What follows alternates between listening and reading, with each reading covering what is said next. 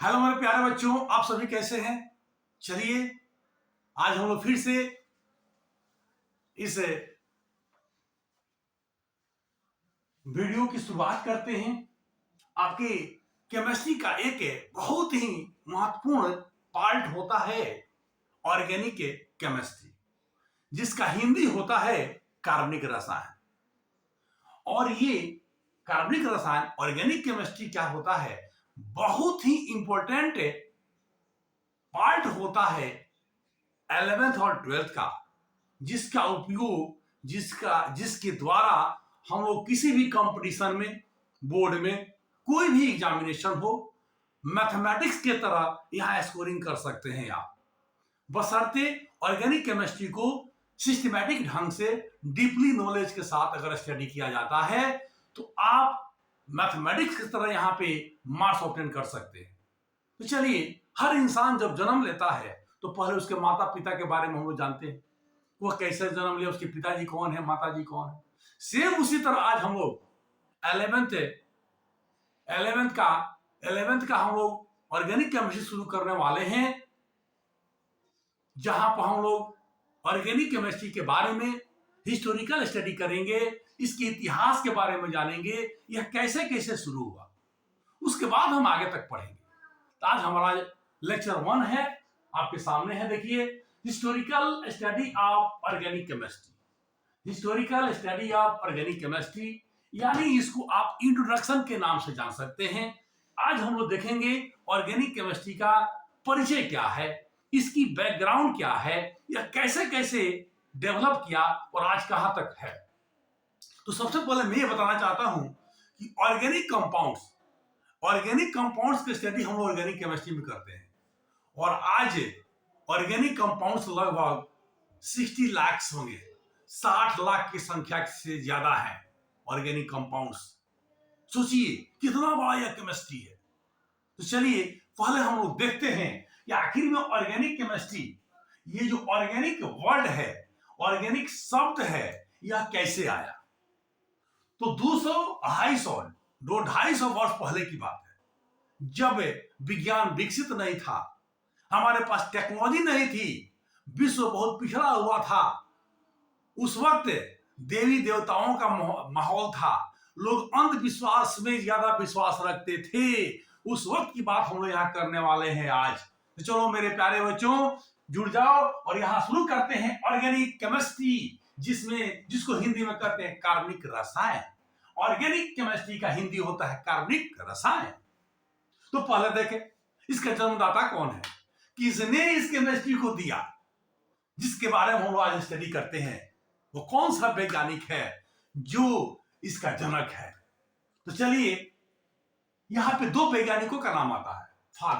Father of organic chemistry Friedrich Wohler है, और दूसरा आता है जीएच वैन टॉप। 2 वैज्ञानिक का नाम आता है ऑर्गेनिक केमिस्ट्री के जनक के रूप में, ऑर्गेनिक केमिस्ट्री के फादर के रूप में हम इन 2 वैज्ञानिकों के नाम को जानते हैं। दूसरी बात आती है, फादर तो हो गया, ये ऑर्गेनिक शब्द कैसे आया, केमिस्ट्री तो था, ऑर्गेनिक शब्द कैसे आया, इसके बारे में जानते हैं। तो ऑर्गेनिक शब्द किसने दिया, ऑर्गेनिक शब्द जैकोब बर्जेलियस के द्वारा दिया गया है। बर्जेलियस साहब ने ऑर्गेनिक के शब्द को इन्होंने दिया है, जिसकी उत्पत्ति ऑर्गेनिज्म से हुई है। ये देखो, ऑर्गेनिज्म से हुई है मेरे प्यारे बच्चों। ऑर्गेनिज्म माने होता है जीव, सजीव, लिविंग, यानी ऑर्गेनिक का सेंस हो गया लिविंग से, और ऑर्गेनिक शब्द जो आया है ऑर्गेनिज्म से आया है मेरे प्यारे बच्चों। ऑर्गेनिज्म से आने का एक ही सेंस है कि शुरू में जब साइंस डेवलप नहीं था तो वहां पे जो कंपाउंड्स मिले वो जीवों से मिले। यूरिया जीवों के यूरिन से मिलता था, यूरिक एसिड पक्षियों से प्राप्त होते थे। हमारे बॉडी में भी यूरिक एसिड है, प्रोटीन, विटामिन, ग्लूकोज, फ्रुक्टोज, ये सारे जो है ऑर्गेनिक कंपाउंड्स हैं। जब विज्ञान डेवलप नहीं था उस वक्त ये ऑर्गेनिज्म से प्राप्त किए गए, जीवों से प्राप्त किए गए, इसलिए इस केमिस्ट्री का नाम पड़ गया ऑर्गेनिक केमिस्ट्री। आइए, ऑर्गेनिक शब्द जैकोब बर्जेलियस के द्वारा दिया गया है, जिसकी उत्पत्ति ऑर्गेनिज्म से हुई है, ऑर्गेनिज्म शब्द से हुई है, जिसका मतलब होता है जीव या सजीव। इसका मतलब होता है लिविंग्स।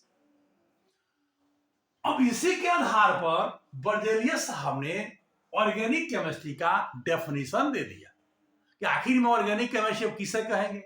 ऑर्गेनिक केमिस्ट्री के फादर के बारे में जान गए, ऑर्गेनिक शब्द कहां से आया, किसने दिया, इसके बारे में जान गए।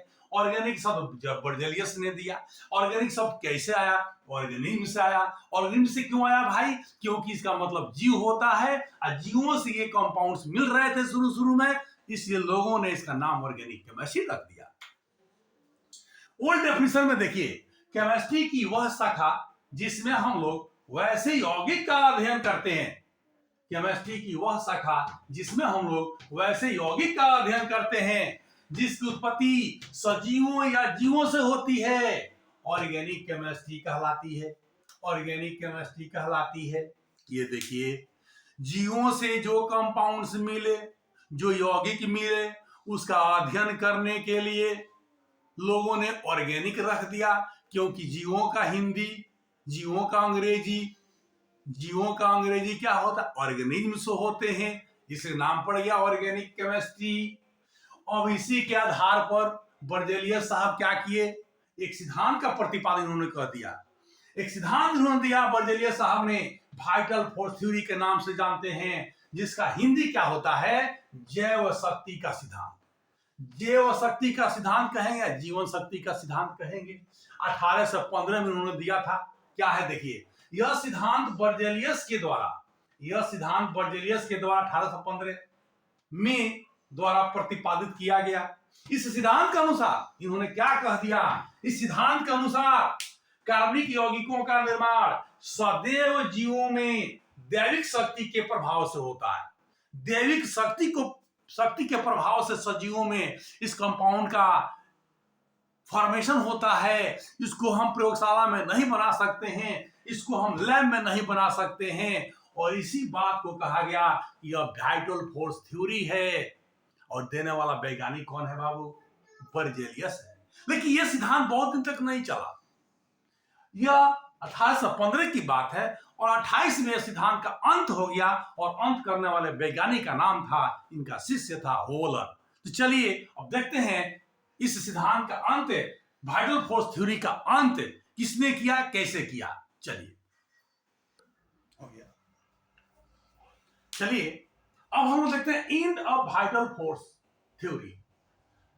1815 में बर्जेलियस ने वाइटल फोर्स थ्योरी दिया था। उसने कहा था कि ऑर्गेनिक कंपाउंड्स को, कार्बनिक यौगिक का निर्माण जीवों में दैविक शक्ति के प्रभाव से होता है। इसको प्रयोगशाला में हम लोग बना नहीं सकते। लेकिन वह वाइटल फोर्स थ्योरी बहुत दिनों तक नहीं चला, और उसका अंत हो गया 1828 में, और अंत करने वाला वैज्ञानिक उनका शिष्य था, वोलर था। यानी अगला हेडिंग है end of vital force theory, जैव शक्ति सिद्धांत का अंत। जैव शक्ति सिद्धांत का अंत हुआ था 1828 में। यानी वोलर ने इनऑर्गेनिक कंपाउंड से, निर्जीव पदार्थ से प्राप्त होने वाले यौगिक से रीअरेंजमेंट रिएक्शन के द्वारा यूरिया का फॉर्मेशन किया। यूरिया ऑर्गेनिक कंपाउंड्स होता है जो जीवों से मिलता है। यहां पे क्रांति आ गया कि ऑर्गेनिक कंपाउंड्स केवल जीवों में नहीं बन सकते हैं, हम लैब में भी बना सकते हैं। और बनाने वाला प्रथम वैज्ञानिक था वोलर, और लैब में प्रथम ऑर्गेनिक कंपाउंड जो बना था, मैन मेड ऑर्गेनिक कंपाउंड था, वह था यूरिया। तो कैसे बना देख लीजिए। बर्जेलियस के शिष्य वोलर ने प्रयोगशाला में अमोनियम सल्फेट, ये अमोनियम सल्फेट का फॉर्मूला है, देखिए अमोनियम सल्फेट है। अमोनियम सल्फेट की अभिक्रिया पोटासियम साइनेट, केसीएनओ को कहते हैं पोटेशियम साइनेट, से कराकर अमोनियम साइनेट बनाया, NH4CNO बनाया, और प्राप्त किया तथा इसके रीअरेंजमेंट रिएक्शन से यूरिया का निर्माण किया, जो प्रयोगशाला में बना प्रथम कार्बनिक यौगिक था। यानी कोई पूछे कि प्रयोगशाला में बना प्रथम ऑर्गेनिक कंपाउंड्स कार्बनिक यौगिक कौन है, वो है यूरिया। अब किसके द्वारा बनाया गया, वोलर के द्वारा बनाया गया। क्या हुआ देखिए, ये है अमोनियम सल्फेट, देख लीजिए अमोनियम सल्फेट। ये देखिए KClO, ये है पोटेशियम साइनेट का 2 मॉलिक्यूल ले लिया गया। रिएक्शन कराएंगे तो क्या होगा, अमोनियम साइनेट बनेगा और पोटेशियम सल्फेट बन जाएगा। अमोनियम साइनेट बन गया। ये देखिए बैलेंस कर देंगे, यहाँ पे 2 देना पड़ेगा, अमोनियम साइनेट बन गया। और जैसे ही अमोनियम साइनेट में रिएरेंजमेंट किया गया, क्या बन गया, यूरिया बन गया। देख लीजिए कौगो N है, यहाँ पर 2 ठो N है, कौगो H है 4 ठो, 2 H यहाँ 2 H यहाँ, और ये C और O आपस में क्या हो गए, रिअरेंज हो गए और बना दिया यूरिया। ऑर्गेनिक कंपाउंड है, और ये क्या है, पूरी इनऑर्गेनिक कंपाउंड है। यह निर्जीव वस्तु से प्राप्त किया गया, यह नॉन लिविंग से प्राप्त किया गया, और ये जो बना ऑर्गेनिक कंपाउंड्स बन गया जो लिविंग में प्राप्त होते थे। जो यह मान्यता थी कि इसको हम लोग लैब में नहीं बना सकते हैं, और इन्होंने और ने क्या किया, लैब में बनाकर यूरिया को दिखाया, और उस वक्त 1828 में वाइटल फोर्स थ्योरी का अंत हो गया। इसके बाद देखिए, इसके बाद 1845 में कोलबे ने क्या किया, एसिटिक अम्ल का फॉर्मेशन कर दिया। देखिए एसिटिक अम्ल का फॉर्मेशन कर दिया कोलबे ने, लैब में बना दिया। उसके बाद 1856 में मेथेन बन गया, बहुत सारे कंपाउंड बनने लगे, और ये आपका वाइटल फोर्स थ्योरी का अंत हो गया। ये आपका बैकग्राउंड है, बेसिक चीज है। यहां महत्वपूर्ण पॉइंट ये है मेरे प्यारे बच्चों कि आखिर में ऑर्गेनिक कंपाउंड्स का यूज किया हमारे लाइफ में। तो शुरू में यह जीवों से मिला, सजीवों से मिला, यानी कि सजीव में रहने वाला यह कंपाउंड था, इसीलिए यह सजीव को नुकसान नहीं पहुंचाता है। तो जितनी भी मेडिसिन वगैरह आपको देखते हैं, आप लोग देखते हैं, सारे मेडिसिन क्या है मेरे प्यारे बच्चों, वो ऑर्गेनिक कंपाउंड्स होते हैं। जितनी आप देख रहे हैं मेडिसिन हो गया, विटामिन हो गया, सब ऑर्गेनिक कंपाउंड्स है। जितने आप क्रीम वगैरह देखते हैं जो यूज होता है बॉडी के लिए, यानी ऑर्गेनिज्म के लिए, जीवों के लिए, हम लोगों के लिए, ह्यूमन के लिए जितनी मेडिसिन आती है, ये फाइबर देखिए, पॉलीमर देखिए, हर जगह इसका यूज है। ये बहुत इंपॉर्टेंट केमिस्ट्री है हमारे दैनिक जीवन के लिए भी, इसलिए पढ़ना अति आवश्यक है। ये रहा है आपका इसका हिस्टोरिकल बैकग्राउंड, हिस्टोरिकल स्टडी रहा, ऐसे ऐसे डेवलप किया। इसके बाद हम लोग देखेंगे, अगला हम वीडियो में देखेंगे इसका कैसे बनाते हैं, कैसे इसको हम लोग फॉर्मेशन करेंगे, और रियल में ऑर्गेनिक कंपाउंड्स किसे कहते हैं, इसका न्यू डेफिनेशन, न्यू एरा का जो इसका डेफिनेशन होगा, आजकल जो डेफिनेशन होगा ऑर्गेनिक कंपाउंड्स का, ऑर्गेनिक केमिस्ट्री का, अगले वीडियो में वो चर्चा करेंगे। चलिए दैट्स ऑल।